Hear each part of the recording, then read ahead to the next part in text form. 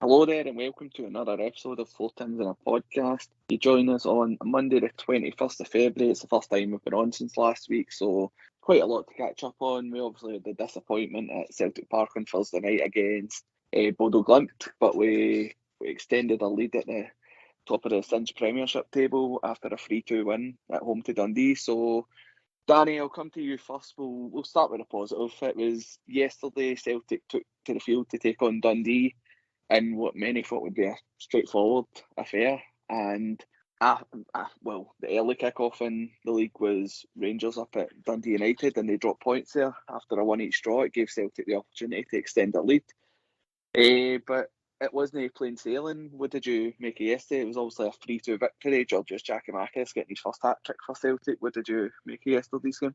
I told you in the group chat I was worried at half-time in the Rangers game. I told you I was worried. I thought, these Sunday 3 o'clocks just don't inspire me with much confidence. I just think they're often kind of flat. And I just had I don't know, maybe if it's just nerves at where we are in the season and what position we're in, but I kind of thought Rangers were going to turn that around at Tannadice, and then thinking, God, they'll be out of the league temporarily, how we go to respond. But I thought we played all right. I don't think it was bad. I think the 2 goals that we gave away were really poor. But we created a lot of chances, maybe not clear cut, but certainly had a lot of openings, had a lot of opportunities to score, and Giak Attack has scored a really, really good hat-trick at his penalty box. I think all his goals were within about 12 yards of the goal, and 2 of them were inside the 6-yard box near enough, so that's where you want a striker, and it was pleasing. The goals that we gave away were really poor. I thought the first goal was probably a foul on O'Reilly, but I don't know what Attack he's meant to be doing. He's kind of blocking Joe Hart, and then the second goal I thought was a first viewing. I thought Hart was slow to get down to it, but I watched that again. I think it's a really, really good header for the boy, but we do lose too many goals through set pieces, and it's a concern obviously, but I thought we played well going forward, and I kind of thought we were going to get a winner. I felt like at Ross County, I felt like Dundee United. I just kind of thought and we were going to get that winner. And you need to give the team and the manager credit. I mean, the manager made a couple of subs. I thought B. Tom was the right sub at the right time. When he came on, they let McGregor get further forward. I thought O'Reilly was kind of running out of ideas. And then Abada played his part in setting the goal up, and Ralston obviously is a great cross. But I think when you get to that point, obviously you want a performance. You want a performance every week. You want to win every game 5-0. But that's twice now where we've played after them, dropping points, and we've scored late winners. And it's not just a good thing for us; it's a body blow for them. And February, March time, it's all about. It doesn't matter how you play; it's just all about getting the 3 points. We can look back. If we win the league, we can look back at August and September. So I'll remember St Mirren and Dundee came to Parkhead and we trounced them. That was great. But I remember when we went away from home at Motherwell and done this and done that. But away to Hibs and done this. But just get the 3 points and get up the road, and to be free clear at this stage is really, really good. There's a good chance now that we can kick on. And hopefully, next week we can go 6 clear if we beat Hibs. So put pressure on Rangers, which, we'll see how they respond to it. But I was just delighted to get 3 points at the end of it. Was another kind of topsy-turvy afternoon. Yep, Andy, I'll come to you next. It was quite the afternoon at Celtic Park. I know it was very, very windy. Conditions were terrible. There was a bit of a blizzard during the first half as well, it felt like. Where I was sitting, it was absolutely freezing. But as Danny said, it's another chance when Celtic have played second and been able to capitalise on the nearest competitor drawing points. But what did you make of it? Were you I sort of agree with what Danny said. I didn't think Celtic played poorly. I know they went behind and then were pegged back, but I actually thought Celtic played all right yesterday. What was your thoughts on it? I mean, for large parts of the game, I would agree. There was a couple of penalty shouts. There was quite a lot of balls into the box. There was a quite a bit happening. It wasn't as if we were sort of shocking going forward, which is can often be the case when you sort of struggle through a game. You've had it before where you sort of get a late winner and you sort of huffed and puffed for most of the game. But as you said, look, Maeda had a couple of headers, which could have done better with. Yacht was trying to make things happen. Giak Attack obviously got a hat trick, but he was sort of industrious and busy as well aside from that. The 3 goals. So I mean, we were playing relatively well. Obviously, we've played far better.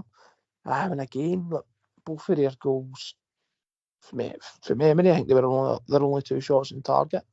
I mean, they probably only had about 3 shots the entire game, but it's just that I don't know what it is. I've speaking about it in the bus on the way back after the game with loads of boys, and it's just seemed it's transcended fucking generations at Celtic where we do not defend set pieces. I don't know how. It's went through fucking God knows how many centre halves, defenders, midfield. It just doesn't matter who's in the team, and we struggle with set pieces. And I really have no idea. There's no rhyme or reason to it. Because for long enough you always thought it was personnel, and then you thought it was coaches and managers, and it just seems to be that one thing that sticks out. But it's came for 2 of the goals, which I mean, again, I've made the point for long enough that I want to see Julian back in pretty soon. Hopefully, he gets fully fit, because I think, as I said before, he's an asset, obviously for corners and things like that. But defensively, he's strong in there. He just fucking lobs himself at the ball at times, which I think will be a massive help. It will combat that, I feel, because I think Starfield gets a hard time. I actually think he's a decent player. He's came away for games and played really well, particularly in recent games, considering he was a bit shaky at the start, but I thought he settled pretty well, despite a lot of critics. But same with Carter Vickers. I think that they're not the 2 strongest centre halves in there that you've ever seen for me. Whereas I think that's Julian's thing. Obviously, he's like fucking 7 foot tall, so you would expect that. But I think that's like same reason attacking corners. Like we get so many corners, and with O'Reilly in, he's one of the best deliveries for a corner in terms of it's always consistent. Like if he's hitting 9 corners a game, I'm wagering 7 or 8 of them are in a right good position to be attacked. Whereas previously you weren't getting that consistency. But we're no scoring for corners directly enough. So it's just things like that I think once we sort of tweak them and improve, and that will come when you get somebody like Julian back in. I thought even the Beaton sub was a smart one. No, I've seen a lot of people talking about regaining control of the midfield, but I also thought part of that came for both boxes, for set pieces and corners and free kicks. I thought that was part. It was obviously a lot to do with getting the midfield back, but I thought that was also a factor. I putting him on because he's big enough and he's stronger in the air than perhaps what you were already getting with one of the midfielders. I think it was O'Reilly that came after him. So I thought that was actually quite a smart substitution to make. Obviously, it paid dividends because we scored.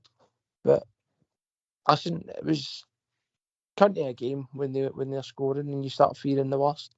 And obviously, it goes late on and the crowd gets a bit agitated. But I thought it felt almost written when the big man scored his second. I thought it's just written that he gets that hat trick and really kicks on, and you seen what it meant to him. He was fucking. I was buzzing for him because he fucking works his arse off. He's actually he's quite a good football player as well. He holds the ball up really well, and you've seen that sort of that striker's instinct that he's got. A lot of people said that before when he scored the goal in the cup. Like, strikers that have got that one touch finish, like, goalkeepers don't like it. It's unpredictable at times, but right foot, left foot, and then fucking lobs himself a header. Like, it's everything you want to see for your striker. It's a different option, and it's buzzing to get the 3 points. And like you say, pull ourselves a wee bit further away, and now we really are in control and are in the driving seat. So it was a relief, but I don't know how many memories I can take down. My heart's struggling as it is. Aye, it's been a good while since we've had this sort of late drama so consistently. Like, I know Gordon Strachan's team were famous for it, and Tony at the start of the season and said that we don't stop until full time. This was yet another instance of this. We've done it at Pittodrie against Ross County. We've done it against Dundee United at Celtic Park, and then yesterday again it was a real. It's becoming part of the real character of this Celtic team that you're seeing, that they will go to the full time whistle in order to get all 3 points. And like the games I've just mentioned, like I think they'll be equally as important, if not more important, than the one, like say the first time we played Dundee at home this season when we absolutely hammered them. Like these games are real. Like you're really seeing a bit of character in this team. Were you confident they would get the winner yesterday? No, but I'm just always quite pessimistic. I was quite worried. I was quite irritated. I thought the goals we gave away were symbolic. I'm sure the manager knows that himself. I think we've been off the boil a bit since the Motherwell game up at Pittodrie. We shipped 2 kind of careless goals. Then again, they drove us the first half. They didn't really perform. And Bodo Glimt I can accept, because I think they're actually a very well-drilled team that just seem to...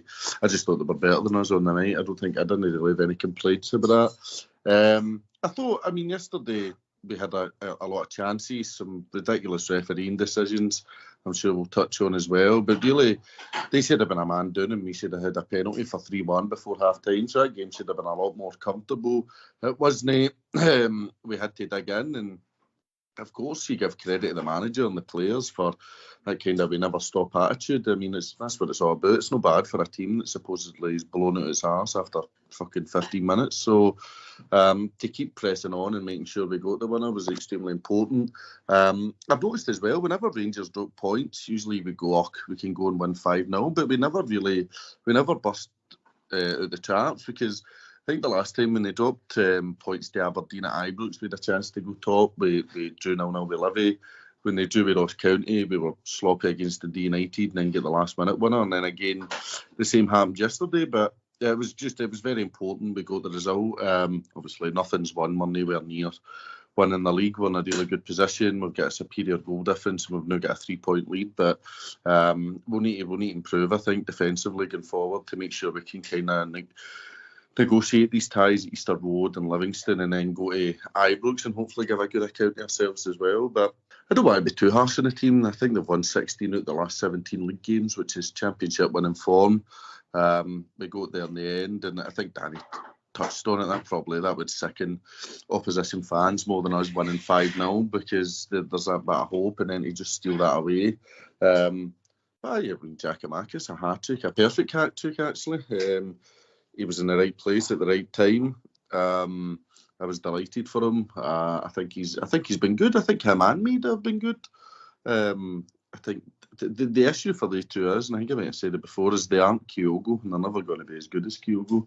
And but they've done us a good turn since January. So I give they two guys a lot of credit. I think Jota looks a bit off the boil, but I'm sure that's just a wee spell and he'll come back into it. I thought McGregor was quite poor yesterday. Which isn't a usual thing to say about Callum McGregor, but I just didn't think. I think his passing at times was really poor, but then he came to frustrate and take advantage of set pieces, and they done their job. But in the end, just Ralston, you need to give him a lot of credit. He's been involved in a couple of the late winners, and that was another one where his ball in's perfect and Giacomakis meets it. So I was relieved yesterday. I think you do want to build a cushion just in case you have an off day at Hibs or Easter Road or even Ibrox, but I don't think that's the way we should be looking at it. We should be looking at it as 3 points, and now we've got a really good chance to stretch it to 6 on Sunday before Rangers play at home. So Thursday's game, Europe's massively important, and I've never been one to say forget about Europe. But if we tweak the team and focus mostly on Hibs, I wouldn't be overly disappointed. I think we'll struggle in Thursday anyway. But no, it's really exciting. There's only 11 games left. If we get 9 wins and 2 draws, we'll win the league, I think, if I'm correct. So it's just about keeping going. Hopefully Kyo goes back for the kind of the nitty-gritty, the split. It would be great to have him back and firing, because he offers you something completely different. And the squad's looking as strong as it's looked in a long time. And you've seen yesterday when we're struggling, you can bring in Tom Rogic and Abada, 2 players with goal-scoring ability, and Aye, they bad, I think, laid it off to Ralston and looked quite dangerous. So no, it was. I mean, I wasn't expecting 3-2. I was expecting us to win quite comfortably, but it's never easy. But again, as you say, the manager has installed that we never stop attitude, which was kind of ridiculed back in June and July. But it's won us a lot of points. But I think he'll know himself. I think he'll be wanting us to step it up a gear, get into the last 11, and obviously the Scottish Cup. We're only 3 games away from possibly winning that as well. So it's an exciting time ahead, and I just hope we keep winning. I don't want to drop points anytime soon. I want our lead to get bigger. Aye, of course, and I know we're not getting carried away, but there you go. I think that's the first we've heard how many wins and draws we need to win the title, which is quite a turnaround considering where we were when we came back from the winter break. I think the turnaround's been pretty staggering, and of course that relies on your opposition dropping away as well, which looks to be happening. Not obviously there's still only 3 points in it, and we've got that superior goal difference, which could come in handy. Hopefully it doesn't come to that, but I think you've made a lot of good points. I think the way the team weren't great, but again, I repeat, I don't think they were poor yesterday. I thought that they responded very well to the goal, as Danny mentioned. I think Matt O'Reilly and Hatate are sort of questionable for the first goal, because I think Joe Hart's sort of having to push Hatate out of the way, and by the time he does, the ball's basically by him. O'Reilly, it was sort of, I think, was it O'Reilly up at Aberdeen as well that had the sort of blind jump when he bundled into Ferguson, and I know that was never a penalty that night. That's not what I'm saying, but it looked sort of similar in the way that he was sort of just not really knowing where the ball was when that was won. But when we came back from going behind so quickly, it sort of reminded me, I think it was the Invincible season when Marnock came to Celtic Park and took the lead, and I think a few people started to worry, and because it was the first time you'd really seen a Rodgers team go behind at Celtic Park, but Celtic absolutely turned it around by half time, and that would have, I feel that would have been certainly the case yesterday. But for me, we were denied 2 obvious penalties. Well, one was definitely Stonewall. The other one was a sort of handball shout, which from where I was sitting in the north stand looked like it was a clear handball. And then the second one where Giak Attack is sort of elbowed and taken completely out of the picture is quite unbelievable. I think everybody in the stadium could see what had happened apart from the referee and his linesman. And look, we went on and won the game anyway, so you can sort of say, oh, well, the decisions didn't matter. But we've often championed how you need to be on here questioning it, because if you only do it when you're dropping points, then you just look like you're looking for excuses. Whereas yesterday we had a few. There was obviously the offside, which we posted about on Twitter as well, where Maeda is clearly about 5-6 yards offside and get flagged for it. But I thought the officials were absolutely terrible yesterday again. And I think Tony's right to give credit to Giak Attack and Maeda. I thought Maeda's ball in for the second goal was superb. Like, it was I think it was only the first or second time he took on his man, and he just breezed by him, and the ball he put in was just fizzed in with such power that the keeper could really keep a hold of it. And Giak Attack, it was like a perfect hat trick, but as Danny said, it was a real poacher's hat trick. He was just where he needed to be. I thought his first goal was absolutely superb, the way he sort of controls it and then finishes. It was a really great finish, and I think the team deserve massive amount of credit. And Danny, just before we do move on, I don't think any of us are saying that Celtic are going to go and win every game up from now until the end of the season. We'd obviously like that to happen, but how important do you think it could be? Because it's given us that sort of leeway that if we do slip up somewhere, like we've seen that there will be times like that. How important is it that Celtic now have that sort of cushion? Oh, it's massive, and the goal difference is a big thing as well. I think it's 9 goals, so unless we get beat 4-0 and they win 5-0, we're going to still be top of the league. So it's effectively another point, which at this point in the season is extremely significant. So it just gives us a bit of breathing room. See, for to get another point or another 2 points, or God willing, another 3 points on them, it just gives us breathing room. That obviously doesn't mean you just go out and get beat, but you play with a bit of freedom that, do you know what, like we can, no everything's got to be 100 mile an hour, because we can take our time and get the goals. But like yesterday, I thought, even though we got the winner, I thought, oh, well worth it. I just thought sometimes the play was a wee bit hurried, and as if, like, we're not throwing this chance away, we can't throw this chance away, which, they didn't, they went and got the winner. But if you get another point, and it means basically they're snookered because they're relying on two Celtic games to go their way, it's good. But, they seem to, their crumb of comfort is that they're going to, we're not going to win every game towards the end of the season, which might, turn out to be true, but I've seen nothing for them recently to suggest they will win every game, so they'll win every game as well. So it's going to be nip-tuck, and it's going to be tight. I mean, we really do. So some folk really need to get themselves, mentally prepared for a title race. I'm not convinced a lot of Celtic fans are prepared for it, and it'll probably only get even worse as it gets to, end of March, start of April. But, there is a good time before, what is it, 6 weeks before we play them again. So there is a wee, couple of weeks to go. And I think by the time we get there, you'll be looking at a draw and saying that'll be a good result. But let's just hope that we continue to keep winning and they slip up again. I think next Sunday at Hibs is a big one, because they've not been playing well recently, but then they got a win at the weekend, which will boost their confidence. We're away in the Arctic Circle Thursday night, so it's got to be a tough game, and one that we need to respond in a game we can do what we did at Motherwell, hopefully, and put them under a bit of pressure before their game. I certainly will come on a Hibs game, but Andy, we will now move on to Thursday night. It was a bit of a low point for us, especially for the last wee while. I think it was November since we had seen Angie's team lose a game of football. It finished Bodo Glimt 3, Celtic 1.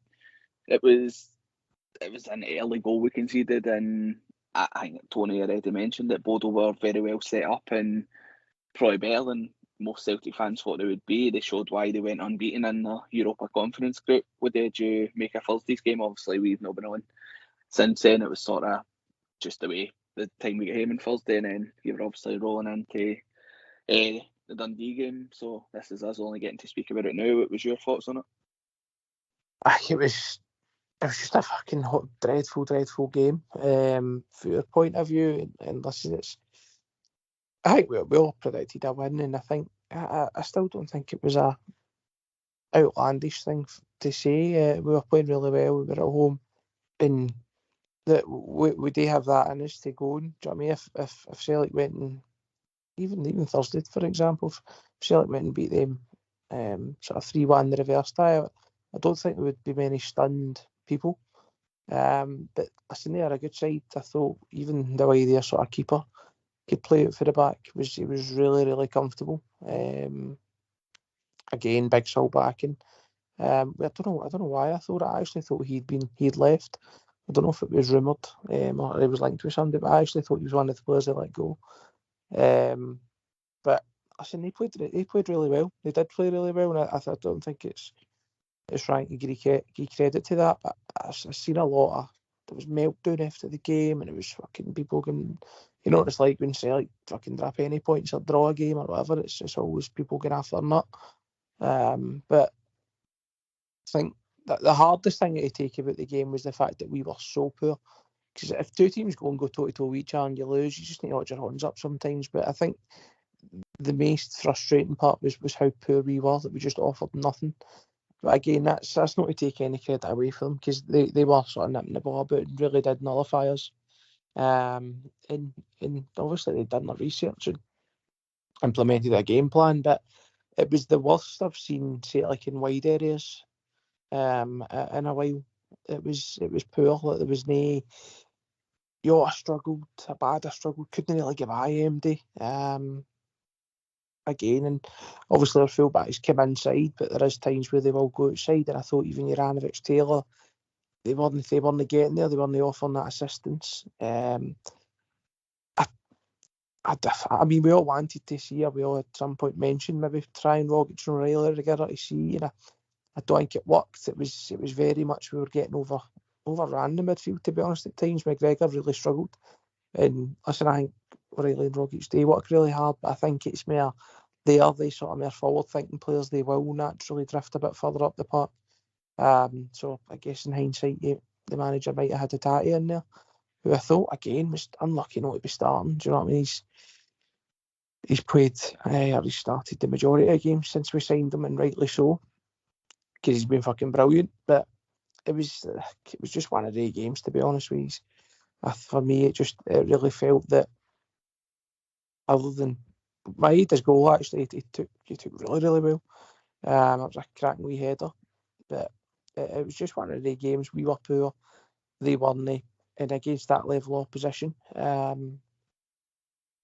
you get punished. You can maybe get away with lows like that when you're playing sort of teams in the Scottish League, but the reality is, if you play like that in Europe, you're going to get punished. We've seen it a million and one times. But again, I don't think the tie's dead, and we will come on to predictions and discuss the game this week. I don't think it's dead. I don't think it was Tony said earlier, he suspected some changes. I don't think it will be changes in terms of weakening the squad, if you like. I reckon it'll be very tactical. But Hatate coming back in for a European game. Obviously he played yesterday, but I reckon he starts very off. I reckon we're going there to win the game. I reckon Andrews, he's not the type of manager that's wanting to just say the tie's done, we've made bigger fish to fry. I don't see that at all for him. I don't want to see that for him. I want us to go there. Let's see if we go there, and if I get 2-0 down, then okay, we'll think about the next game. But that's the most important game next up. But on last week, it is what it is, Dan. We don't dwell on it. We moved on. Again, it would have been easy for us to let it affect us against United, and that game finished 2 each, and the heats are down slightly, but we didn't. We bounced back. We kept going, and that's the most important thing.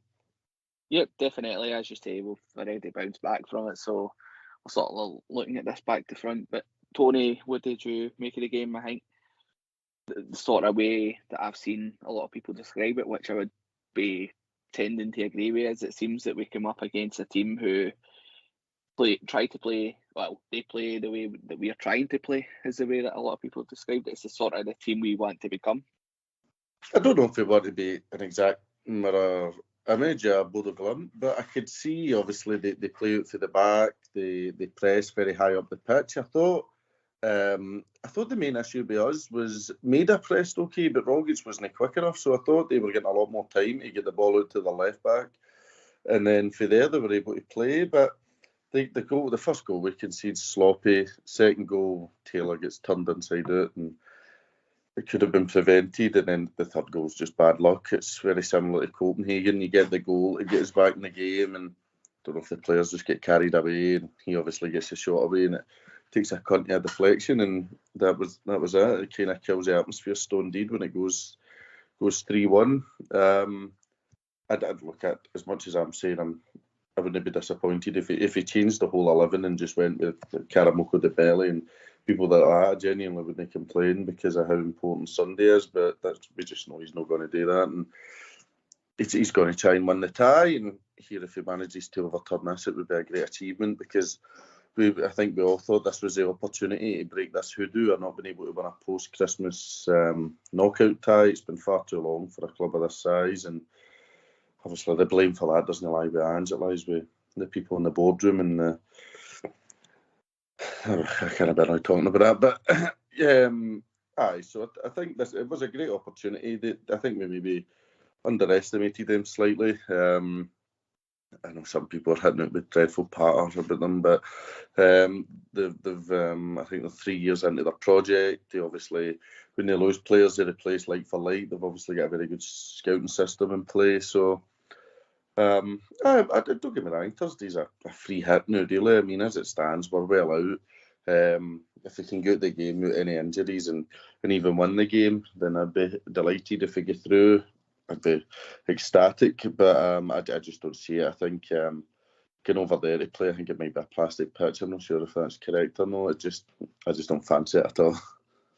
I think for me, what disappointed me was how Celtic didn't seem to, like, don't get me wrong, they didn't play awful, but the game itself, I think, as I've mentioned, that if Celtic don't get an early goal, then they can sort of tank in these games a wee bit. And I thought we were unlucky early on because Maeda gets through and puts the ball across, and if that's put in, then it could have been another game. I think the game just went perfect for Bodo. I think they get their early goal, and that just set them up like that. What I was speaking about in terms of trying to play a bit like them was just how high they were pressing us and forcing us into mistakes. I didn't think they were brilliant, but what they were doing, they were very effective with it. And there's a few players seem to have taken a lot of the brunt for it. Guys like Greg Taylor, Jota, Rogic, Abada. Like, I think, and to be honest, I think that's fair enough. I thought the centre halves were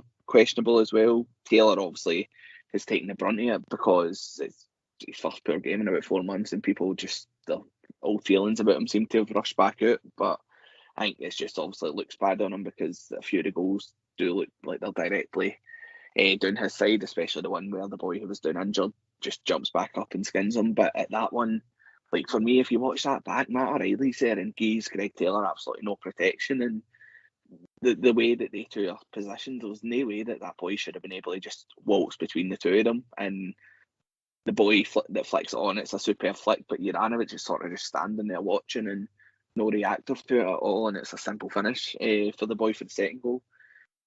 And the third goal, as you mentioned, it's not so much the goal that you concede because there's a massive deflection on it, but it's you said it, Tony, it's the comparison to Copenhagen where we get a good goal from Maeda, who heads in brilliantly, and less than 60 seconds later you're 3-1 behind, and like the tie's not done by any means. But if you, like, the crowd get right back up for it when that goal went in, and I would have loved to have seen Bodo try and withstand that pressure, but all the pressure in the world was taken off them. Like, at that point we seemed to be playing some sort of like 4-2-4, because Maeda, Giacomakis, Jota and Abada were, or it might have been Forrest at that point, but it was really only Hatate and McGregor left in the middle, and I think the goal comes from Hatate trying to play an ambitious ball that gets cut out, and then we're sort of cut open, and as I say, shots deflected. There's nothing that Joe Hart can do, but it just the real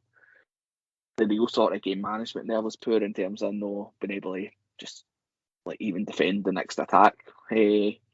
But for me, Danny, I'll get your overall thoughts in the game, but for me, I was very disappointed in Jota. I thought his decision making was terrible all night. I thought it almost stemmed from the minute that he put the ball out for a throw in when they had a player down, just on his leg, who didn't look injured at all. I thought he, like, that's just something that annoys me. Like, it's up to a referee to stop the game, and I didn't think there was any way he should have done that. But other than that, he was shooting from daft positions that seemed to just get blocked at every opportunity, and I thought there was a few times he could have slipped players in, and just he's another victim of the one thing that's made him a hero for Celtic fans is the stat.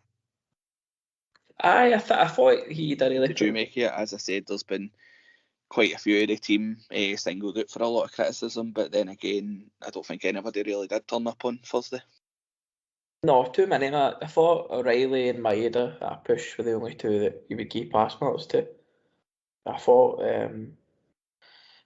Jota particularly was really bad. He just kind of never got back. I think he went by his man once, but he never kind of really got into the game. He never really got a rhythm going. I thought Rogic was completely anonymous. Juranovic had a poor game as he's had in a while. Taylor got rinsed at a second goal.